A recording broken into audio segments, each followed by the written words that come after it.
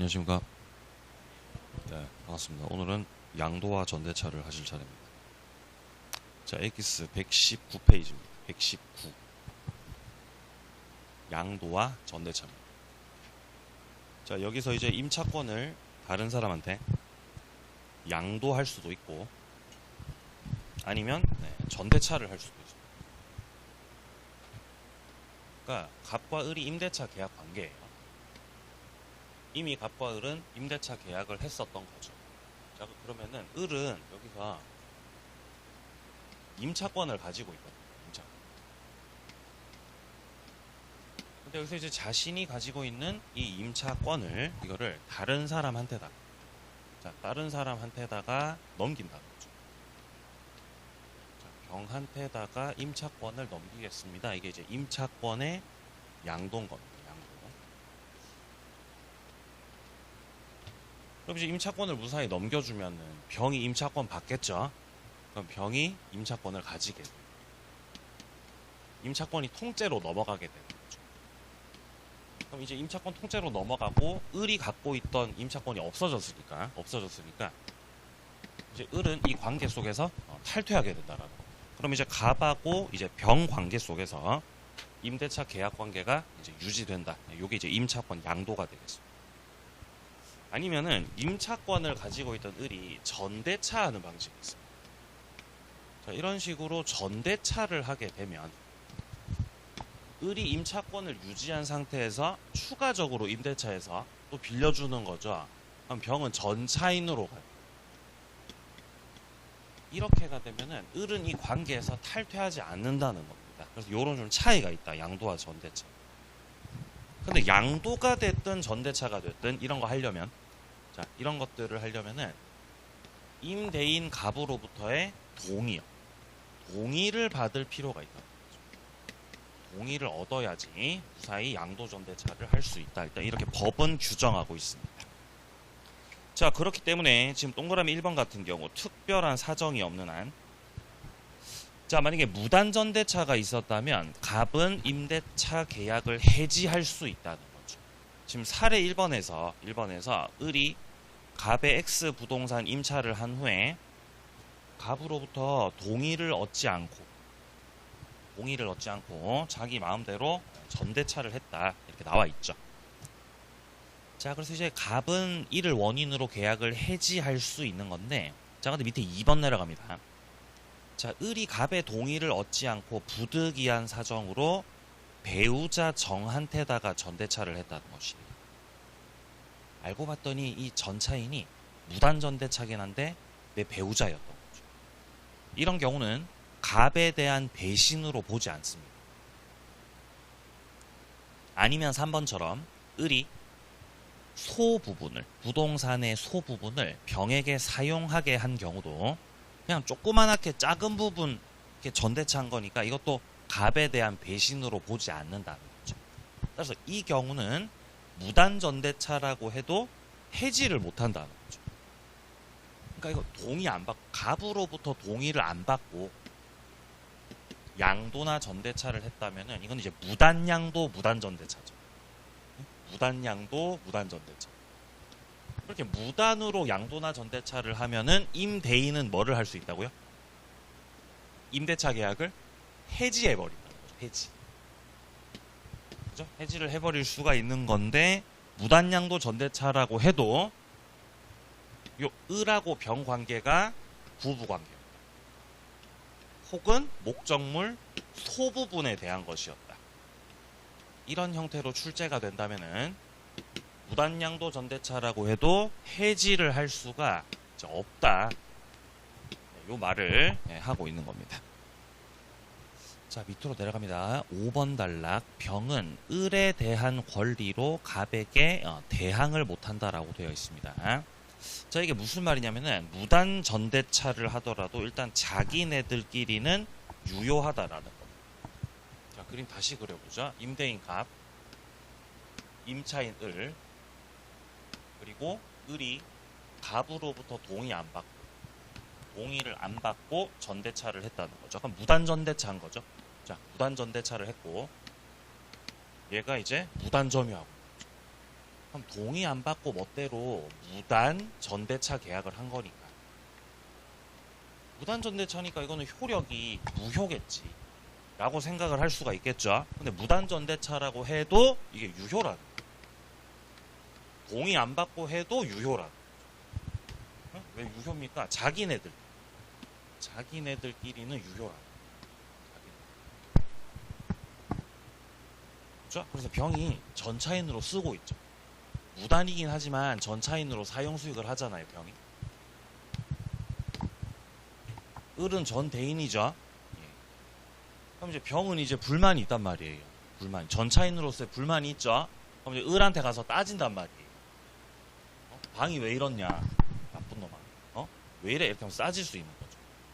그러다가 갑이 나타나게 되면은 병은 이제 숨어야 된다. 갑이 나타나요. 무단 전차인.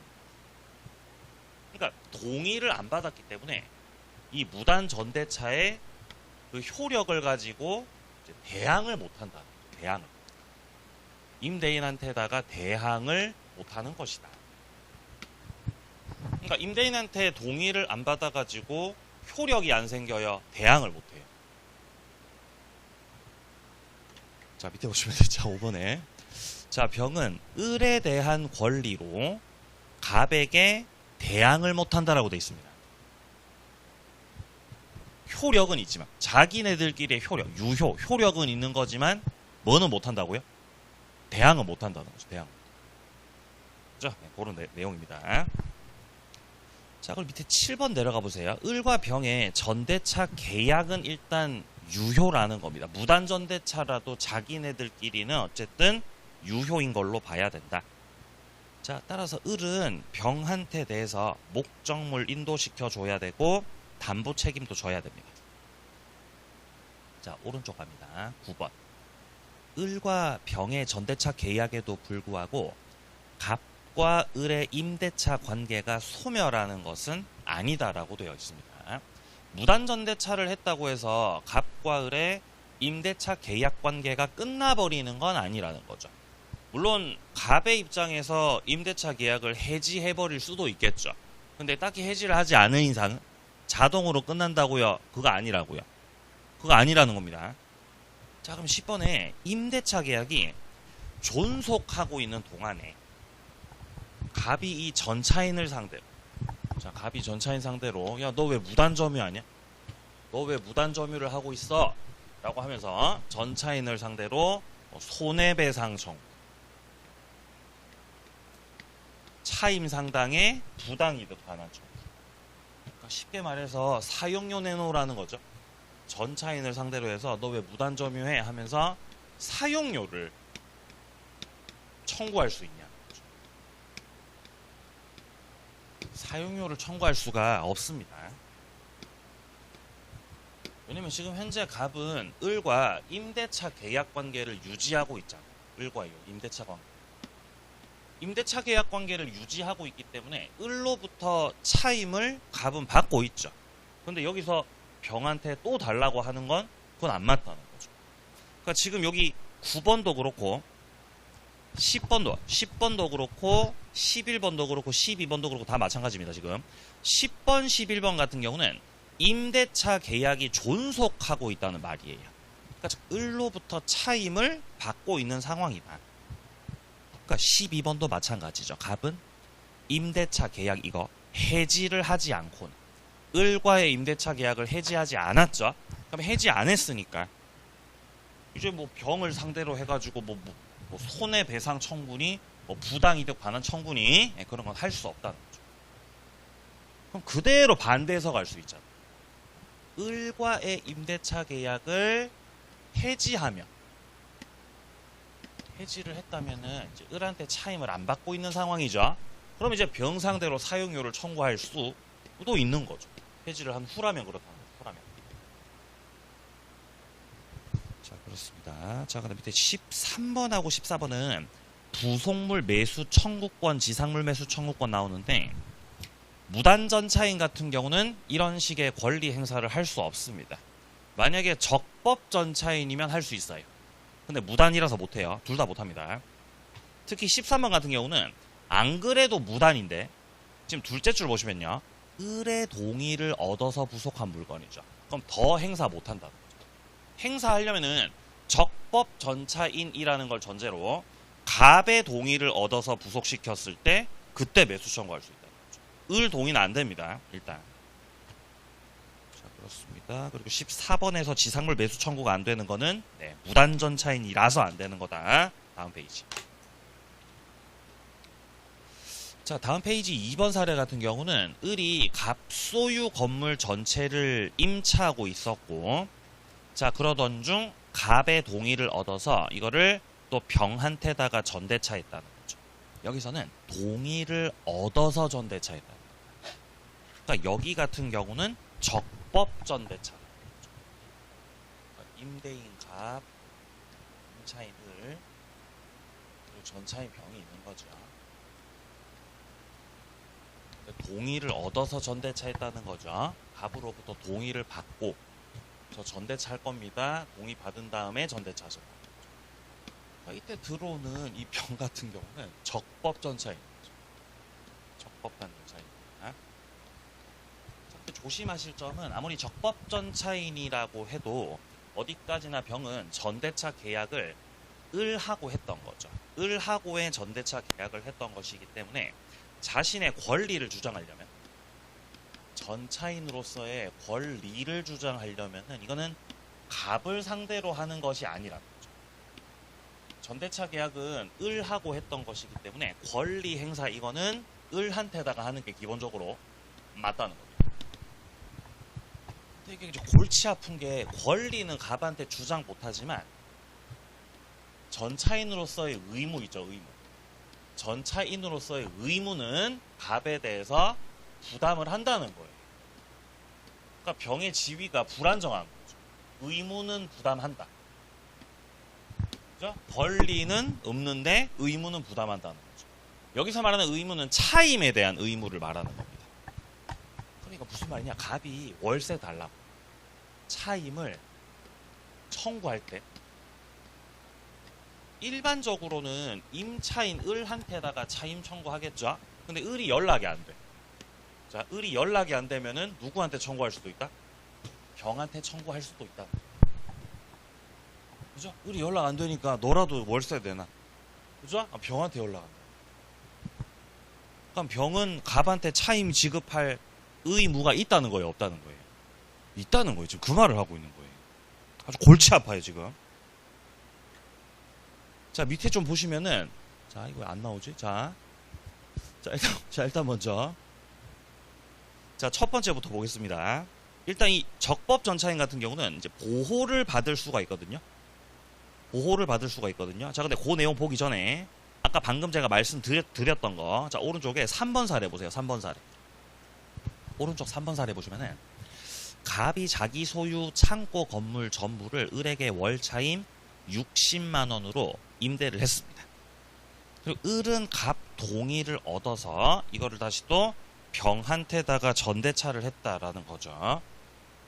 자, 여기서 일단 첫 번째입니다. 전대차 기간 만료 후 병은 갑한테다가 전대차 동일 조건으로 임대할 것을 청구할 수 없다는 겁니다.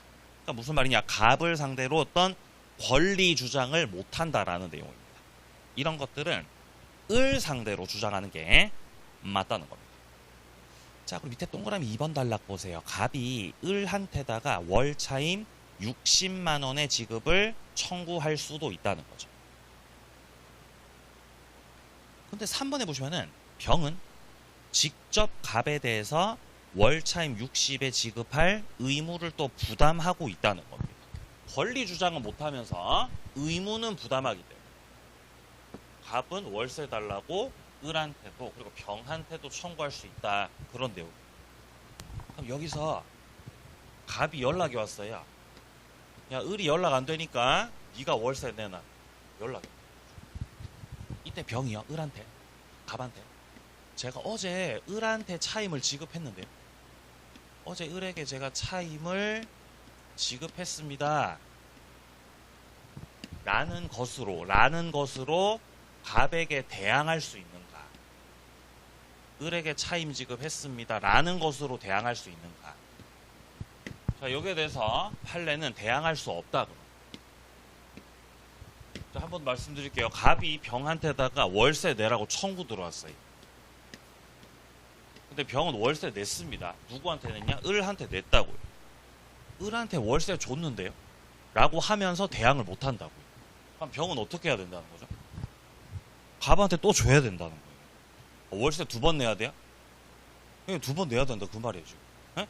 을한테도 의무를 부담하지만 갑한테도 부담하고 있기 때문에 일단 을이 연락이 안 되는 이상은 갑이 월세 달라고 했을 때 을에 대한 지급으로서 대항을 못 한다는 거죠. 그게 지금 4번입니다. 4번.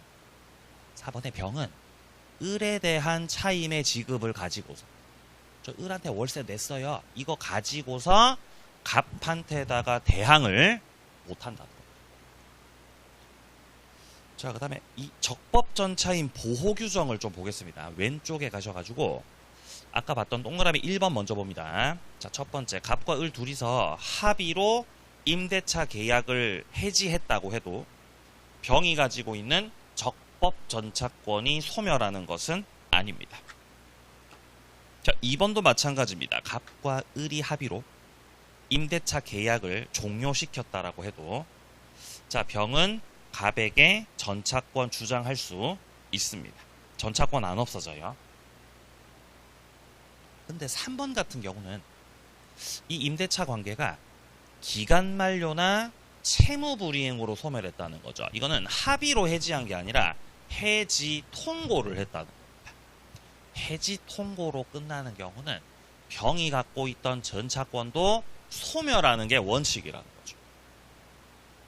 4번 내려갑니다. 임대차가 해지 통고로 끝났어요. 이러면 병의 전차권 소멸한다고요? 소멸하지 않는다고요? 소멸한다는 거예요. 따라서 그 사유를 통지하지 않으면 해지로서 대항할 수 없다는 거죠. 임대인 갑, 임차인 을, 적법전차인 병. 여기서 갑과 을 둘이서 합의로 임대차를 해지하면 병의 전차권에는 영향이 없어요. 근데 합의 해지 말고 해지 통고로 인해서 해지를 통고해서 임대차를 끝내는 경우라고 한다면 이 병이 가지고 있는 전차권 있죠? 적법 전차권이 소멸한다는 거죠. 그러니까 이 전차권이 영향을 받는 상황이다 보니까 병이 아무것도 못하고 당할 수만은 없는 거죠. 그래서 해지 통고의 경우는 그 내용을 병한테다가 통지를 해주라 이 말이에요. 그러니까 통지할 의무가 있다. 요 정도 맥락으로 봐주시면 되겠습니다. 그래서 문장 다시 보시면은 지금 4번 같은 경우 해지 통고로 종료가 되고 있죠.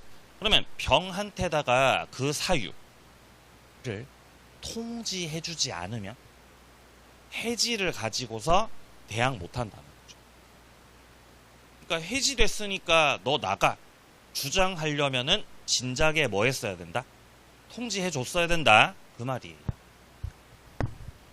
근데 이런 경우가 또 있어요. 해지 통고했던 게 2기를 연체해서 차임 2기를 연체하고 채무를 불이행해가지고 그것을 원인으로 해지 통고를 했던 거예요. 이런 경우는 병한테 통지해줄 의무조차도 없어요. 연체를 해서 너네들 쫓겨나는 거라 가지고. 이거 지금 5번입니다. 5번. 차임 연체가 2기에 달함에 따라 갑이 해지했던 경우는 병에 대해서 그 사유 통지 없이도 해지로서 대항할 수 있다는 거죠. 그러니까 여기선 통지를 해줘야 돼요? 통지를 안 해도 돼요? 통지를 안 해도 된다는 겁니다. 그죠? 정말 최고군요. 예. 자, 민법사 임대차 여기까지입니다. 자, 그 다음에 한 장 넘기셔가지고요. 121페이지 64번에 보시면 오른쪽에 주택임대차 보호법 보이시죠? 자, 여기 이제 특별법으로 들어가겠습니다. 주택임대차 보호법.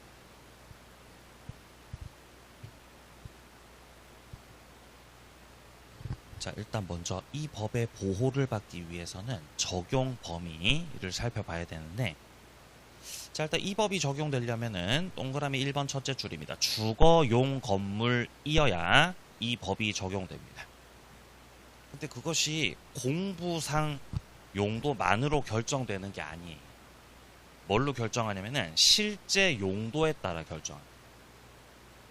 그러니까 서류상으론 주택이 아니어도 내가 거기를 들어가서 주거용으로 쓰고 있으면 주택임대차 보호법 보호받는다 이 말이에요. 네. 지금 여기는 용도상 주거용이에요, 주거용 아니에요? 지금 요 공간이 주거용 아니잖아요.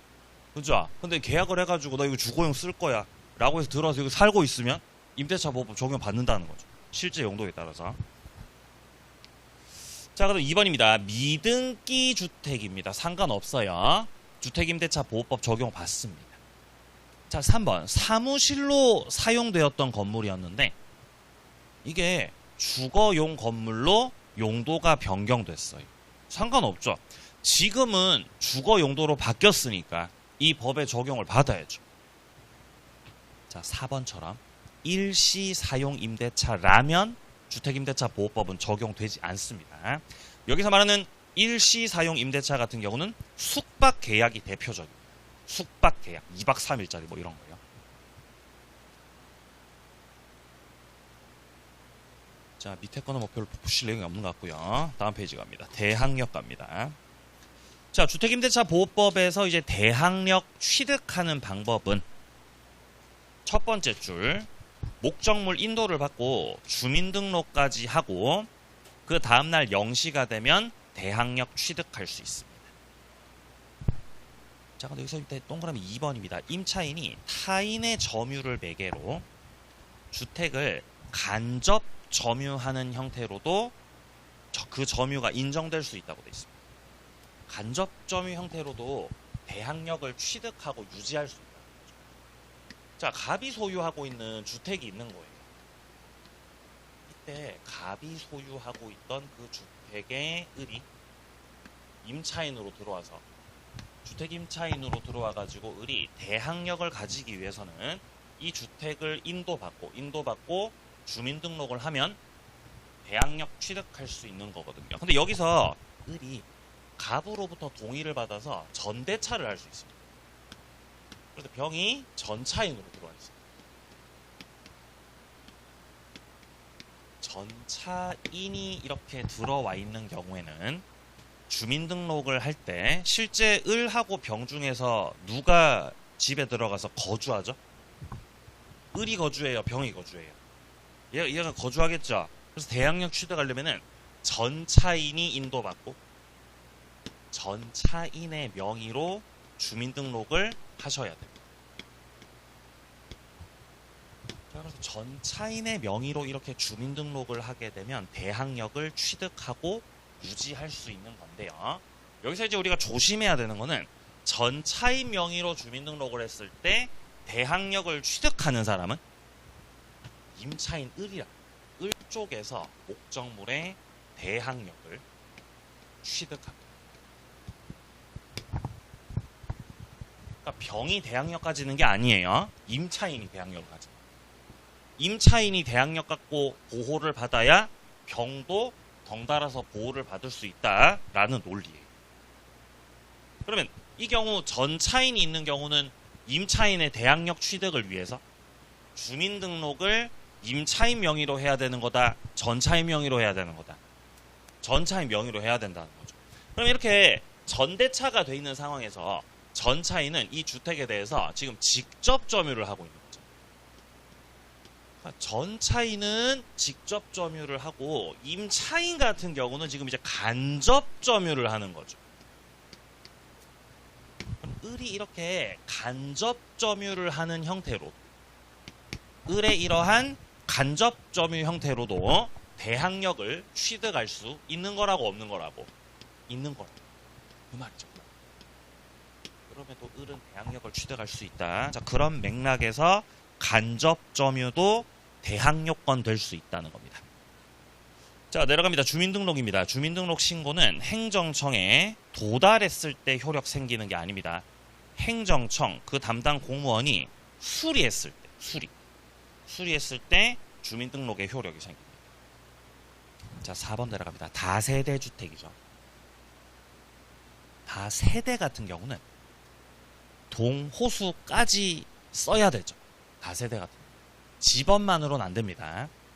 자, 그러니까 지금 4번 같은 경우는 동호수 표시 없이 집원만 기재했던 경우라면은 대항력 취득할 수 없다는 것이고요. 5번 같은 경우는 다가구용 단독주택이죠. 여기 같은 경우는 이제 동호수까지 필요가 없어요. 집원까지만 잘 기재하시면 되겠습니다. 6번입니다. 다가구용 단독주택에서 임차인이 대항력 취득했던 겁니다. 이때 임차인은 호수까지는 쓰지 않았던 거예요. 다세대였다고요? 다가구였다고요? 다가구였던 거예요. 처음에 임차인이 그 집에 들어갈 때, 그 건물에 들어갈 때 그 건물이 다가구였던 거예요. 다가구다 보니까 자, 주민등록을 할 때 집원은 썼어요. 집원은 썼죠. 당연히 썼죠. 근데 호수는 쓰지 않았다는 거예요. 그럼에도 불구하고 대항력 취득해요, 못해요? 다가구니까 취득하는 거죠. 집원만 잘 썼으면 문제없이 대항력을 취득을 한 거죠. 이렇게 됐던 거예요. 근데 나중에 그 건물이 다가구였던 그 건물이 바뀌었다고요. 다세대로 바뀌어버린 거예요. 다세대로 바뀌었으니까 이제는 주민등록상에 호수까지 들어가야 되는 상황이 돼버린 거잖아요. 따라서 대항력을 그 이유만으로 상실당하는 건 아니다. 상실당하는 건 아니라고 했던 사건입니다. 그것만으로 상실되면은 너무 억울하잖아, 임차인이요.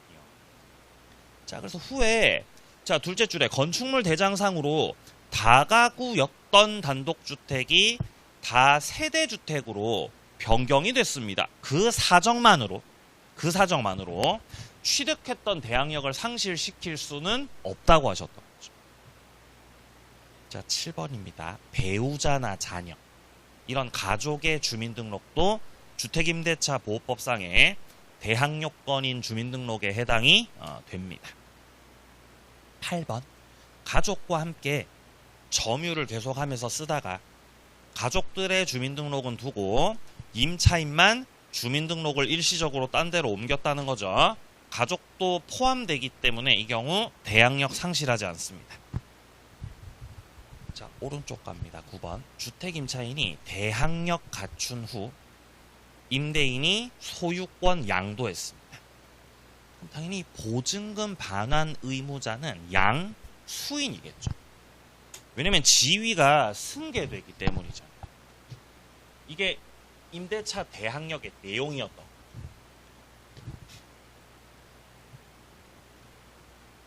기본적으로 이제 메커니즘이 이렇게 돼 있는 거죠. 자, 처음에 갑이 주택 소유자였고요. 처음 소유자 갑. 그리고 이제 갑이 소유하고 있던 그 주택에 대해서 을이 이 주택의 임차인으로 들어온 거예요. 그럼 처음에는 을이 임차인으로서의 권리를 취득할 때는 갑하고 임대차 계약을 했던 거죠. 자, 주택 임대차 계약을 하고 자, 을이 임차인으로 들어온 거죠. 자, 근데 임차인이 들어와가지고 목적물 인도를 받고서 주민등록을 합니다. 주민등록을 하면은 다음날 0시 기준으로 해가지고 임차인은 대항력을 가집니다. 자, 그럼 을이 이렇게 대항력을 가지고 있는 상태에서 을이 대항력 갖고 있는 상태에서 갑이 이 주택을 다른 사람한테 팔아버릴 수 있다는 거죠. 병한테 팔아버리고. 병한테 팔아버리고 병한테 주택 소유권을 넘겨버렸다라고 한다면은 원래는 임대인이 갑이었죠. 임대인이 병으로 바뀌어버린다는 거죠. 그래서 갑이 가지고 있었던 임대인으로서의 어떤 지위가 있었는데 그 지위가 병한테 승계된 거죠. 그래서 병이 원하던 원하지 않던 병은 임대인으로가 돼버리는 거죠. 근데 임대인 지위만 승계되는 건 아니죠. 보증금 채무도 모두 승계된다고요? 보증금 반환해줘야 돼. 원래는 갑이 임대차 끝나고 나서 을한테 보증금 반환해줘야 되죠. 그 보증금을 반환해줘야 되는 채무도 병한테 승계된다. 그럼 을은 나중에 보증금 달라고 갑한테 청구해야 돼요. 병한테 청구해야 돼요. 병한테 청구해야 돼요. 그러면 갑은 양도인이죠. 주택 양도인인 거고요. 그 다음에 지위를 승계받는 병은 당연히 양수인이다. 이렇게 말씀드릴 수 있겠습니다. 자, 그러면은 지금 여기 9번 같은 경우 임대인이 소유권 양도했으니까 이제부터는 그 둘째 줄에 보증금 반환해줘야 되는 의무자가 요 양수인이 되는 거다. 좀 그 말인 거죠. 자, 그 다음에 10번입니다. 주택 임대인이 주택 양도를 한 후, 그 다음에 임대차 기간이 만료가 됐습니다. 이때 둘째 줄에 임차인은 보증금 반환 청구를 양수인한테다가만 할 수 있다는 거죠. 양도인한테 달라고 하면 안 되죠. 임대인이 바뀌었잖아요. 자, 근데 문제는 또 임차인이 그러면 대항력을 가지고 있으면 주택 소유자가 갑에서 병으로 바뀌었을 때 갑이 가지고 있었던 임대인의 지위, 보증금 채무 이런 것들이 다 승계가 되는 거죠. 근데 을 입장에서는 병이 싫을 수 있잖아. 병이 마음에 안 들 수 있죠. 그러면은 뭐 하면 돼요?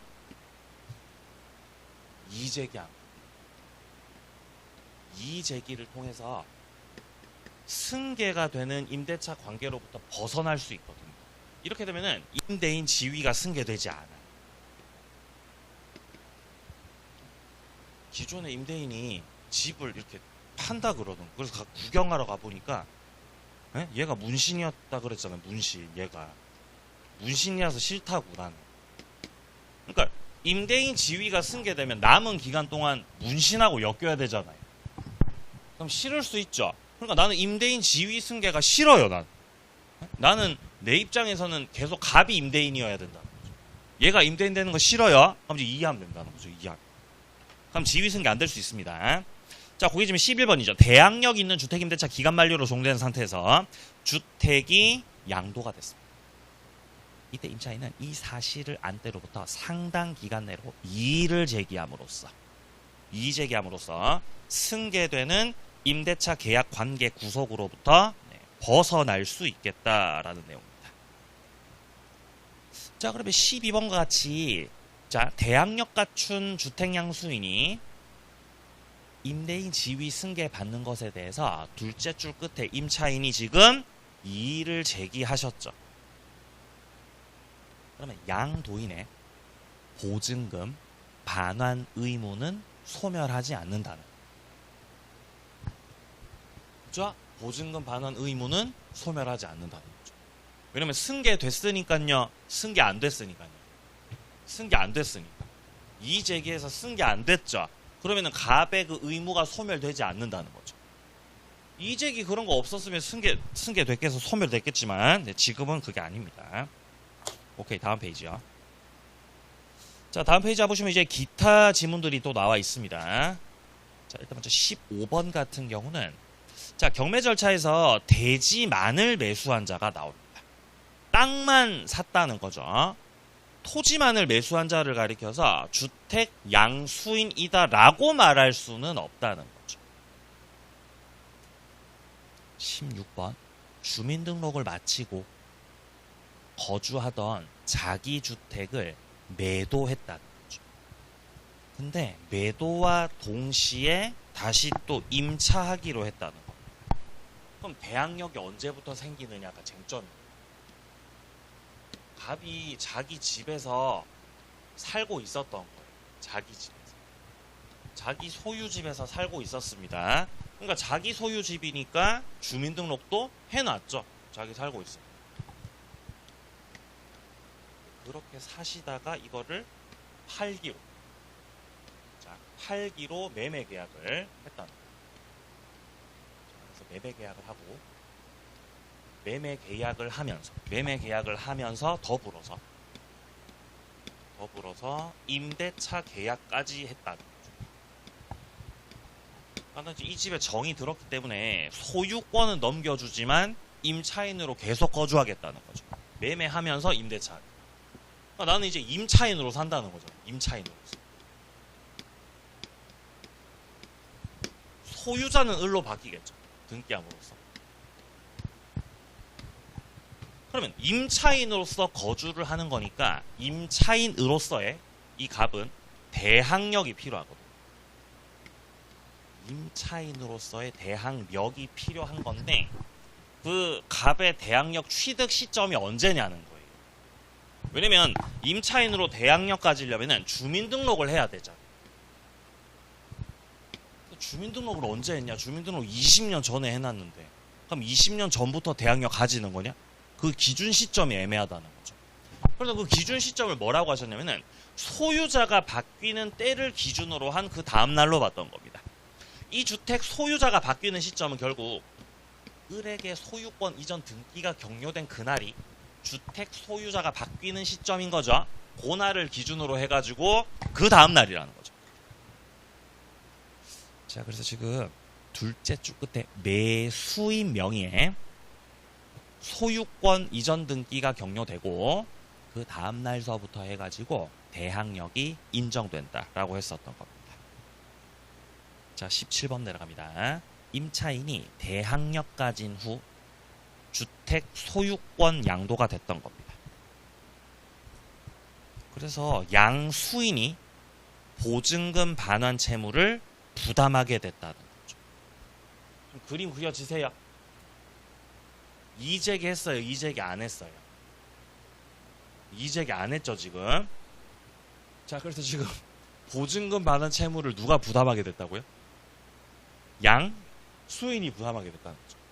갑이 지고 있던 보증금 반환 채무 있죠? 이게 양수인한테다가 승계됐다는 거죠. 자, 그러면 보증금 반환 채무가 양수인 병한테 승계가 되었고, 그러면 그 보증금 반환 채무는 병이 지고 있는 거죠. 자, 채무는 병이 부담하고 있습니다. 부담하고 있습니다. 근데 이렇게 돼 있는 상태였는데 임차인이 주민등록을 이전하셨네요. 주민등록을. 이 바보 같은 주민등록을 다른 데로 이전해버리면은 해당 목적물 주민등록이 이제 더 이상 유지되지 못한다는 거죠. 그러면 주민등록을 옮겼으니까 양수인의 채무는 계속 존속해요. 채무가 소멸해요. 계속 존속이라. 주민등록을 이전했으니까 임차인이 대항력을 상실하죠. 임차인이 대항력을 상실당했다라고 해서 병의 계약상 채무가 소멸하는 건 아니라는 거죠. 물론 얘가 팔아버리고 안 주고 버티고 이러면 을이 돈 받아내기 힘들겠지만 채무 자체가 없어졌다. 이렇게 말할 수는 없다는 거죠. 자, 그래서 지금 둘째 줄 끝에 임차인이 주민등록을 이전하게 됨으로써 대항력을 상실하는 거지만 대항력 상실. 그렇다고 해서 양수인 쪽에서 부담하는 보증금 반환 그 채무가 소멸하고 그런 건 아니라는 거예요. 자, 우선 변제 내려갑니다.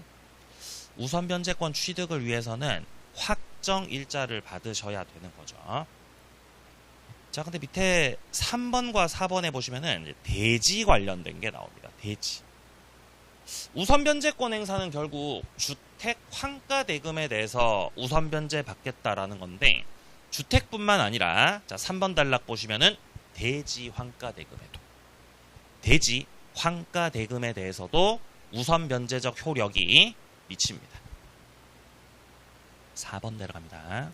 우선 변제권이 있는 임차인은 주택과 별도로 대지만 경매되더라도, 그러니까 주택은 가만히 있는데 땅만 가서 팔렸다라는 거죠.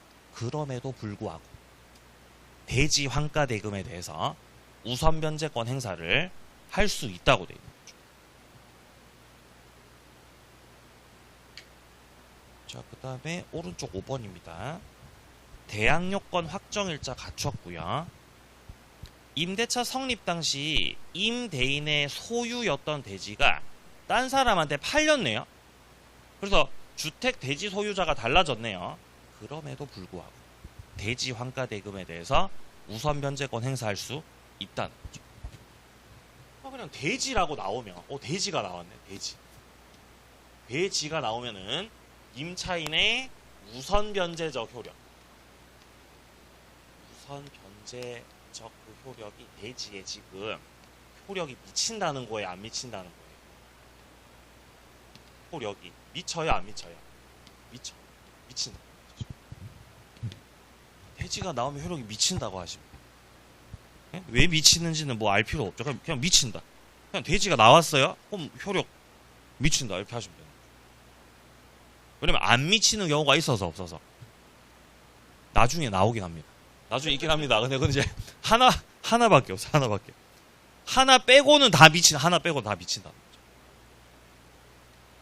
자, 오른쪽 갑니다. 경매 부분 뭐죠? 경매 부분.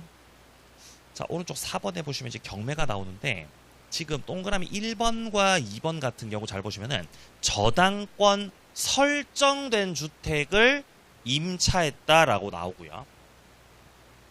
자, 그럼 2번 같은 경우 임차권보다 선순위 저당권 존재하는 주택이다라고 나오잖아요. 그러니까 목적물에 1번에 임차인이 있다는 거예요. 지금 저당권자 있다는 거예요. 저당권자가 있다는 거죠. 그러니까 선순위 저당권 존재하는 주택이라. 갑이 처음에 주택 가지고 있었는데 갑이 소유한 이 주택에는 1번 저당권자가 먼저 있다는 거죠. 1번 저당권자 을 먼저 있고요. 이렇게 저당권 선순위에 저당권 설정되어 있는 상태에서 2번 임차인이 들어왔다. 이 경우에 이 2번으로 두 번째로 들어온 임차인이 목적물 인도받고 주민등록을 하더라도 주민등록을 했을 때 이 주민등록을 통해서 이 임차인이 대항 요건을 갖춘 거거든요. 주민등록을 통해서 대항 요건을 갖춘 것입니다. 근데 이 상태에서 목적물이 경매가 된다고 생각해요. 갑소유주택이 경매로 들어가게 되었습니다. 그럼 경매가 되니까 이 저당권은 반드시 소멸하거든요. 1번 저당이 경매로 소멸하게 되면 2번 임차권도 당연히 소멸합니다. 그러니까 이건 한마디로 대항력이 없는 거죠. 경매가 됐으니까 누가 낙찰을 받겠죠. 누가 낙찰을 받으시겠군요. 예, 경락을 받았습니다. 자, 정의 이 집을 경락을 받았습니다. 이때 경락인이 임차인한테 나가. 그러면 임차인은 나가야 된다는 거예요. 선택지가 없다는 거죠. 그러니까 대항력이 없는 것이. 나름대로 주민등록을 해놔서 그 요건을 갖춰놓긴 했지만 실제 그 효력은 누리지 못하고 있는 상태라는 거예요. 만약에 이게 순서가 뒤바뀌어 있다면 결과가 달라지죠. 만약에 갑이 소유한 주택에 임차인이 1번으로 있었다면 얘가 제일 처음으로 들어와서 주민등록을 해놨다면 대항요건 갖추고 대항력도 있겠죠. 그리고 얘가 대항력을 갖췄다면은 경매로 낙찰됐을 때 이 경락인은 임대인의 지위를 승계받겠죠. 그럼 병은 정한테다가 임차권 주장할 수 있는 거예요. 근데 지금은 2번이잖아요. 2번이라서 너는 끝이에요. 소멸. 따라서 대항력은 없고 따라서 갑이 갖고 있었던 그 임대인의 지위가 경락인한테다가 승계되지 않아요. 승계되지 않죠. 대항력이 없으니까 승계 안 됩니다. 자, 그러니까 지금 요 동그라미 1번 단락 같은 경우는 저당권 설정이 된 그 주택을 임차했고 대항 요건을 아무리 갖춰놨더라도 1번에 이미 저당권자가 있기 때문에 자, 이어서 후순위 저당권 실행됐네요. 그러니까 밑에 저당권자 뭐 또 있었나 보죠. 근데 뭐 누가 경매 신청하든 상관없으니 자, 실행 경매가 됐을 때 매수인 된 자에게 여기서 매수인 된 자가 경락인이죠. 경락인한테다가 대항할 수 없다. 자, 2번 내려갑니다. 임차권보다 선순위 저당권 존재하는 주택이죠. 그러니까 저당권자가 1번에 있고 이후에 임차인 들어온 거죠. 이때 그 경매의 매수인, 경락인 같은 경우는 임대인의 지위를 승계받지 않는 겁니다. 왜냐하면 대항력이 없는 상황이니까요. 같은 의미죠. 1번과 2번이. 자, 그리고 동그라미 3번 같은 경우는 임차인이 보증금 반환 청구 확정 판결 받아가지고 경매를 신청할 수 있거든요. 이때 그 집행개시, 여기서 말하는 집행개시는 경매를 말하는 거죠. 경매를 위해서, 경매 개시를 위해서 반대 의무의 이행 제공을 해야 하는 것이 아니다라고 되어 있습니다. 여기서 말하는 반대 의무는 목적물 반환을 말하는 거죠. 집 비워주는 걸 말하는 거죠. 그러니까 집을 비워주는 것이 이 경매의 요건이 아니라는 거죠. 그러니까 집을 안 비워도 경매 신청할 수 있다는 거죠. 집 안 비우고 경매 신청. 근데 문제는 4번이에요. 주택이 경매나 공매가 돼서 임차인이 환가대금으로부터 보증금을 수령하기 위해서 보증금을 법원에 가서 수령합니다. 수령. 그거 하려면은 주택을 양수인한테다가, 그러니까 즉 경락받은 사람한테다가 인도시켜 주라는 겁니다. 5번도 마찬가지죠. 5번은 표현이 좀 다릅니다. 자, 첫째 줄 끝에 가보시면은 보증금을 우선 변제받기 위해서, 보증금 수령받기 위해서라는 말과 같죠, 그죠? 요거 하려면은 주택을 양수인한테다가 인도할 필요가 있다는 거죠. 그러니까 위에 3번 같은 경우는 임차인이 경매를 신청할 때는 집 비워야 돼요? 집 안 비워도 돼요? 안 비워도 되죠. 경매 신청할 때 안 비워도 되죠. 근데 이제 경매 다 끝나고 낙찰대금 법원 가서 그거 돈 받아 수령할 때는 집을 비워야 된다는 거죠. 네, 그런 시점상 차이가 있습니다. 자, 6번에 임차인이 주택을 양수했다라고 되어 있습니다. 그러니까 임차인이 목적물을 샀다는 거죠. 주택을 자기가 샀어요. 그럼 어떻게 되냐? 혼동이 되는 거죠. 내가 임차인으로 살던 그 집에 내가 이제 소유자가 됐으니까 임차권 없어지겠죠. 이렇게 된다면은 임차인의 보증금 반환 채권 자체가 없어지게 되겠습니다. 7번도 마찬가지죠. 임차인이 경매 절차에서 해당 주택의 소유권 취득을 하셨군요. 그러니까 자기가 직접 경매 절차 참여를 해가지고 낙찰을 받으셨다는 거죠. 그럼 역시 혼동돼가지고 임차권 없어지는 거죠. 그럼 역시 이제 임대인한테다가 더 이상 보증금의 반환을 청구할 수 없게 되는 겁니다. 자, 밑에 최우선 변제권부터는 좀 쉬었다가 계속 보도록 하겠습니다.